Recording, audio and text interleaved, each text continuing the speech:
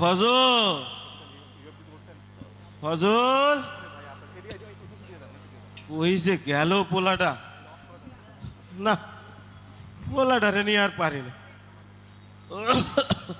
কোনো কাজের সময় হাতের কাছে নাই, শরীরটাও বেশি ভালো না।